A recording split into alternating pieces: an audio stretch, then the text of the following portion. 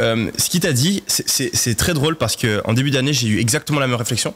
Donc, j'ai eu des problèmes de santé en début d'année où je me suis dit, putain, Yomi, j'ai amèrement regretté le fait de ne pas avoir profité ou de ne pas avoir été reconnaissant, de ne pas avoir ressenti de la gratitude pour des choses que je prenais comme acquis.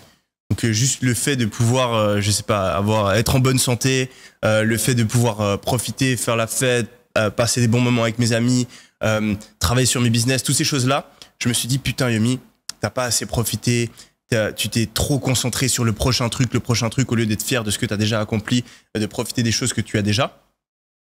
Et en fait, ces réalisations, elle est très facile à avoir, mais le problème, c'est que le cerveau marche d'une telle manière que même si tu le sais, c'est impossible. Dès le moment où tu réacquiers ces choses-là, donc moi, heureusement pour moi, tous mes problèmes, j'ai réussi à les résoudre.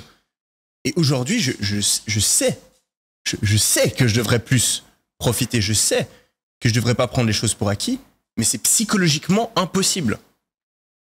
Donc en fait, je pense que tu as énormément de personnes qui voilà, sont plus vieilles et qui regardent leur jeunesse en se disant « j'aurais dû plus profiter de ça, j'aurais dû ne pas penser comme ça ». En fait, ce qu'elles oublient, c'est que tu peux pas. C'est très très très vicieux et c'est une illusion et je l'ai eu plusieurs fois dans ma vie et c'est que maintenant que vraiment je m'en rends compte.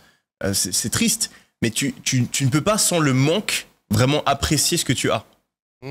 C'est uniquement par le manque que tu te rends compte de la chance que tu as. Alors c'est pas uniquement par le manque, mais c'est sûr que pour que ce soit autre chose par le manque, ça demande un travail sur soi qu'il faut faire.